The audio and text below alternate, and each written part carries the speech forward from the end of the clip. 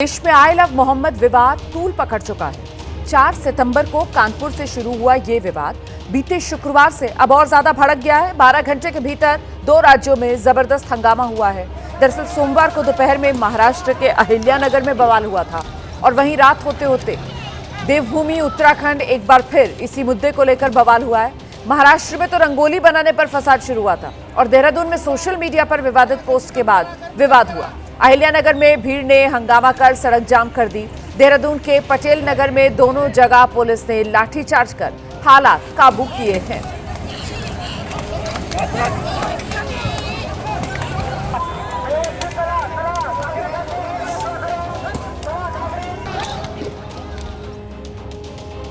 तो उत्तर प्रदेश के कानपुर से शुरू हुआ ये विवाद बिहार से लेकर महाराष्ट्र और उत्तराखंड तक फैला हुआ नजर आ रहा है। बीती रात देहरादून में खूब बवाल हुआ है। पुलिस को ताबड़तोड़ लाठियां भंजनी पड़ी हैं। ये अलग अलग तस्वीरें मैं आपको दिखा रही हूं। देहरादून में देर रात बवाल हुआ। यहां पटेल नगर इलाके में लोगों की भारी भीड़ सड़क पर उतर आई। हाथों में आई लव मोहम्मद की तख्तियां थी, बैनर थे और इसी को लेकर जमकर लोगों ने नारेबाजी। इसके बाद सड़क को भी जमकर जाम किया गया। इसके बाद पुलिस ने लाठीचार्ज की, भीड़ को तितर-बितर किया।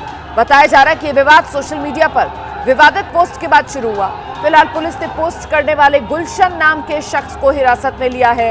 विवादित पोस्ट को सोशल मीडिया से हटवा दिया गया है। इसके बावजूद एहतियात के तौर पर इलाके में पुलिस फोर्स की तैनाती बढ़ा दी गई है। इन्हें नहीं पता।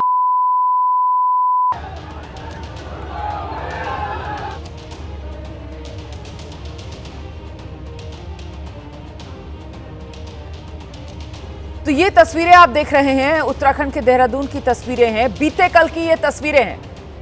मुझे लगता है हमें इस पर तारीख चलानी चाहिए। ये तस्वीरें जो हम दिखा रहे हैं वो बीते कल की तस्वीर है जो आप इस वक्त देख रहे हैं। अभी हालात पूरी तरीके से काबू में हैं। ये कल की तस्वीरें मैं आपको दिखा रही हूं। एक बार फिर से मैं आपको बता दूं, कल अचानक से माहौल बिगड़ा था। भीड़ जो सड़क पर उतर आई थी, इसके बाद पुलिस वहां पूरी तरह मुस्तैद नजर आई। पुलिस ने लाठीचार्ज किया और इस भीड़ को खदेड़ा।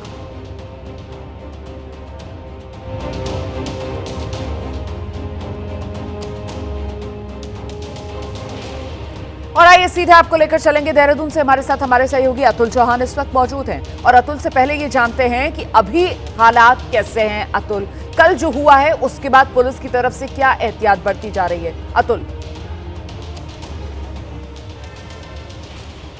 देखिए, मैं इस समय जो है पटेल नगर इलाके में मौजूद हूँ। ये वही जगह है जहाँ पर रात भारी हंगामा हुआ था।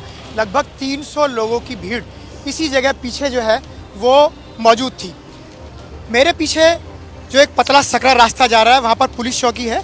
उसके आगे ब्रह्मपुरी का इलाका शुरू होता है। जब लोगों को ये पता लगा कि पैगंबर मोहम्मद के खिलाफ एक अभद्र टिप्पणी जो है सोशल मीडिया पे वायरल कर दी गई है, तो लगभग 300 या 400 की तादाद में भीड़ जो है पहले पुलिस चौकी पहुंची और उन्होंने एक तहरीर दी।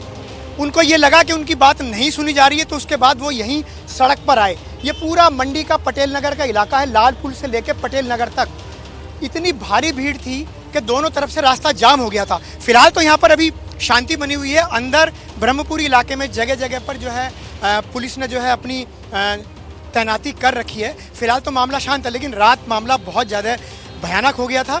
पुलिस अगर सूझबूझ से काम नहीं लेती तो कोई भी हादसा हो सकता है।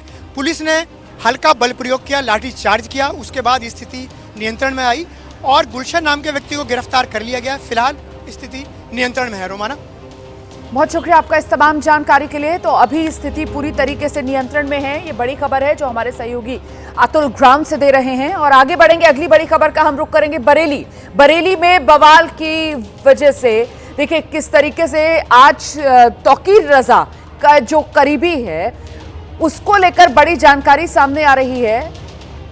जुमे के दिन यहां बरेली में हिंसा हुई थी। बरेली बवाल के गुनहगार पर बुलडोजर वाले एक्शन की तैयारी है।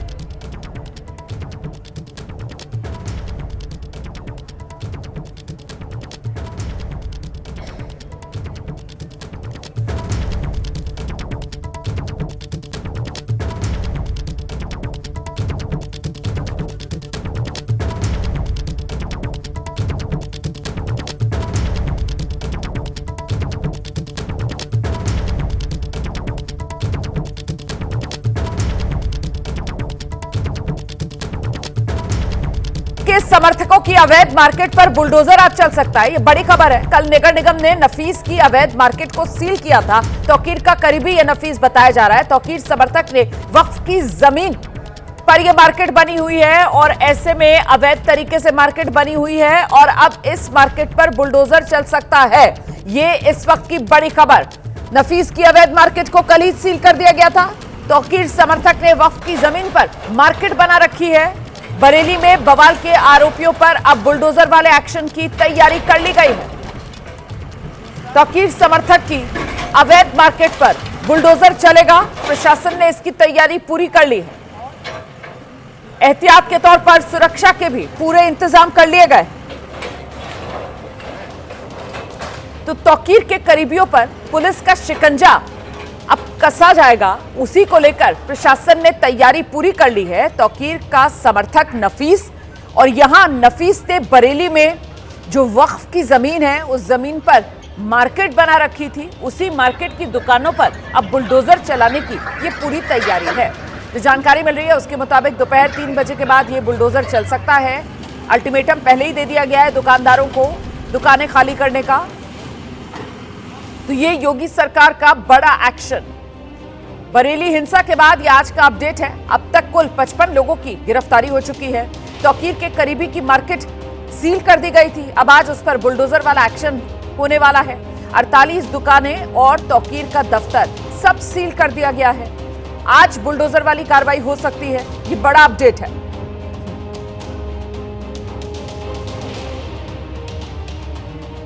तो बरेली हिंसा के बाद ये आज का अभी तक का बड़ा अपडेट। अब तक कुल 55 लोगों की गिरफ्तारी हुई है, जिसमें सबसे बड़ा चेहरा मास्टरमाइंड के तौर पर खुद मौलाना तौकीर रजा का है। एफआईआर में तौकीर रजा आरोपी नंबर 1 है और उसके समेत कुल 55 लोग हैं जिन्हें अब तक गिरफ्तार कर लिया गया है। बरेली में जिस तरीके से हिंसा भड़की और उपद्रव हुआ, उसी के बाद अब बड़े एक्शन की तैयारी में प्रशासन और आज इसी एक्शन के तहत बुलडोजर गरज सकता है। तौकीर का करीबी बताया जा रहा है, तौकीर का समर्थक है जिसने वक्फ की जमीन कब्जा कर उस पर दुकानें बना रखी हैं। उन्हीं दुकानों को आज बुलडोजर से ध्वस्त किया जाएगा। ये बड़ी खबर इस वक्त की। बरेली हिंसा को लेकर जो खुलासे हुए उसके बाद तौकीर रजा जो मास्टरमाइंड के तौर पर सामने आया। भीड़ में कुछ लोग ऐसे थे सरतन से जुदा के नारे लगा रहे थे। पुलिस पर जानलेवा हमले किए गए। कांच की बोतलों से पेट्रोल बम पुलिस की तरफ फेंके गए। आप जानते हैं कैसे 22 पुलिसकर्मी घायल हुए थे इस पूरे मामले में।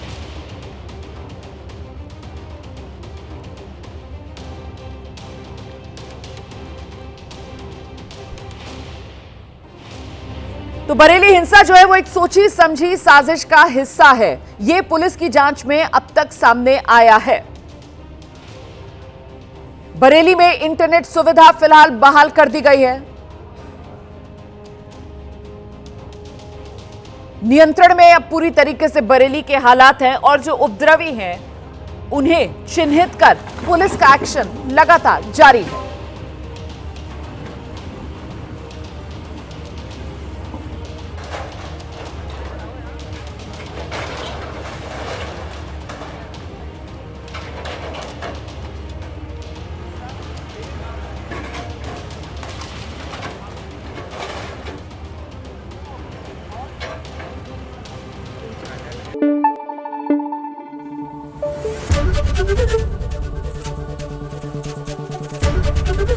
एबीपी न्यूज आपको रखे आगे।